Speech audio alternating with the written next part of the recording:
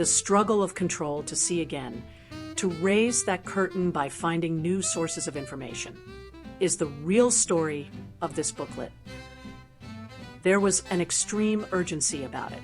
It was already abundantly clear to anyone studying the situation that the safety of our strategic bombers over Europe was going to depend on the presence of escorting fighters. It was also clear that with only 15 groups of fighters ultimately available to escort a projected fleet of 1,500 or more bombers, mission support was going to have to be engineered with unfailing precision. It is true that in the summer of 1943, one scarcely dared dream that our fighters could ever have the range for targets deep in the rich, and many of the bomber people were ready to accept the alternatives of facing the Luftwaffe without support, or of limiting their radius of action. But bolder spirits in 8 Fighter Command had other ideas. Bigger and better belly tanks and wing tanks were devised. Pilots learned all the gas-saving tricks in the book. Everybody was working to get the fighters out there just a little bit farther.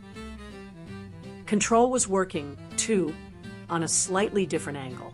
The people in the ops room at AFHRA knew that there was much that could be done to make the fighters more effective after they did get out there.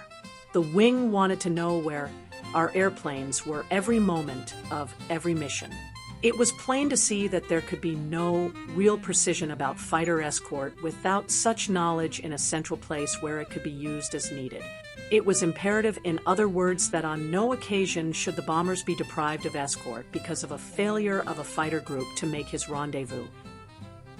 Now, the business of making rendezvous worked out all right in good weather when the bombers and fighters were both on time and on course.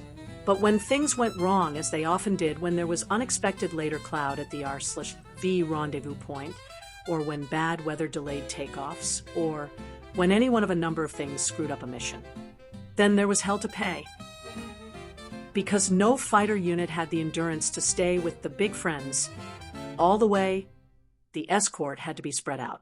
One group had to arrange to take off and fly directly, at the most economical cruising speed, to a designated point on the bomber track, there to relieve an earlier group which had reached the limit of its endurance. This early outfit had then to return to England, sometimes even to refuel and take off for a late rendezvous with returning bombers, to escort them out of hostile territory. Sometimes fighter groups were divided into A and B sections, each with a different rendezvous point to spread out the escort. There was, of course, a certain amount of leeway in these arrangements to allow for combat with enemy fighters. If no combat developed, necessitating full-power operation, the fighters could cruise along with the bombers and give them longer escort than planned. But if there were determined attacks by the enemy, quickly exhausting the staying power of our fighters, then a rendezvous missed by a later group might prove disastrous to the bombers. For the enemy could be depended on to strike at the heavies at the point where the escort was the thinnest or non-existent. The German control system was developing too, and it became habitual for the Jerrys to rise up and hit the bombers after the escorting fighters had had to turn home. This explains the analogy used earlier, likening the regression of the Luftwaffe to an ebbing tide. As our fighter range increased, German fighters were based farther and farther back, where they could most conveniently be scrambled to attack the bombers without molestation. The Germans developed such a system of this that they even had a running commentary broadcast through loudspeakers to the fighter pilots and their dispersals, describing the 8th Air Force missions as they left England, announcing course and numbers, and preparing the defenders for battle. Jerry was fully capable of taking advantage of any breaks we might give him, and his whole defense philosophy was one of conserving his forces and using them only where he believed he held a decided advantage. Thus a bomber formation, or a lone straggler which through some slip-up found itself without fighting escort, was almost sure to be jumped by an overwhelming force of aggressive German fighters. This was the urgency, to prevent such slip-ups. It would be wrong to give the impression that the changes in control to meet this situation came suddenly or all at once. As the range of missions gradually extended, getting closer to the extreme control limit, there were all sorts of efforts to maintain a full flow of information. Some well-meaning controllers went too far in those early days, attempting more than their information justified. They tried to use the distant radar plots, up to 200 miles, as guides to enemy locations, passing appropriate warnings to the groups. But in these circumstances, the radar, being pushed far beyond its intended range, would give unreliable reports, and a group searching for bogeys announced by a controller might find itself chasing one of its own squadrons. At Saffron Walden, there was from the beginning a rigid policy against this, a policy to base warnings on certainties and to eliminate guesswork. If a controller didn't have something to say based on facts, he was expected to remain silent. Even so, with information of the Jerrys so fragmentary, there were times when Control would warn a group of a gaggle of enemy aircraft it did know about, when the group was already fighting like hell with some more enemy aircraft that Control didn't know about. The pilots found this very trying, to say the least. Controlling had come at this point to a distinct forking of the ways. In one direction, further progress depended on what the research scientists could do to improve radar instruments and to extend the range of PPI on scope control. And this was no Sunday afternoon picnic. It was to be many months before any sort of answer turned up. It was, in fact, the fall of 1944 before a satisfactory forward MEW microwave early warning control was working for the 8th Air Force over Germany. In the other direction, like all hope of any immediate solution, the way of ingenuity and improvisation, of finding substitutes for the old methods, which, if they were not perfect, might at least partially lift the veil and permit Control to again follow the missions deeper into Germany. And in this latter way, Control did do something to solve the problem. For more than another year, a solution by the ingenious use of bits and pieces of prospects and grease pencils and scraps of paper, plus good hard work, which all in all can be termed the tricks of the trade. These fell into three main classes. 1. A timing system to keep track of friendly aircraft as a substitute for radar. 2. A dramatic new use of Y-service, intercepted enemy radio messages, as a substitute for the enemy side of radar and for the ground observer net. And 3. Use of relay aircraft to extend the range of control communications. These will be discussed in order. 1. Keeping track of our own aircraft. The bombers in the early stages of the war were extremely reluctant to give out any information on the radio. And though, as a matter of fact, it proved to be impossible to conduct an operation of such magnitude without the enemy at least being aware that something was cooking, still the bomber boys can hardly be blamed for their reticence. They were always on the defensive in those days, from the minute they entered German fighter range. Many ideas prevailed, and many superstitions too, about how to outwit the enemy fighter defenses. And none of them contemplated making radio broadcasts that the Germans could fix or home on. So when the control section at Saffron began asking bombers to find some way to report their positions from time to time, there wasn't a very hearty response. What the controllers were trying to do was to project and correct in D/ our dead reckon course for each formation throughout its mission. Obviously, the first step was to know more about the locations of our own outfits at any given moment during the mission. So the wings set about to overcome the resistance and to establish a better system of information. It was pointed out to the bombers that by far the best way to outwit the enemy was to make certain our own fighters always made rendezvous, as it was already evident that when they did. So the Jerrys became very much discouraged and much less aggressive. It didn't take many experiences with large forces in the vagaries of continental weather to convince pretty much everyone in the 8th that missions plan the night before we're not always going to run on schedule, and that if some logical means were not available to make last-minute changes, the result might one day be disastrous indeed.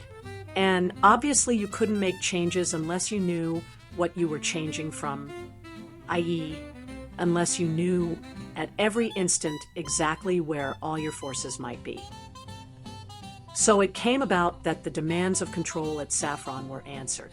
Over a considerable period, a system was evolved, see Chapter 4 for details, requiring each bomber combat wing, a box of 40 to 60 aircraft, to report in at each of a series of coded geographical control points, stating whether it was on time and on course, or if not, the time and distance of deviation. The first CP on each mission was always the English coastline crossing out. The next was normally the enemy coastline crossing in. Others were easily recognizable landmarks, such as large towns or lakes. At first, the information came back from the bombers by W/T wireless telegraph to their own bases to be relayed to Saffron through division and Air Force headquarters. Later on, after suitable airborne relays were in use, the VHF fighter to bomber common channel, C channel, was used.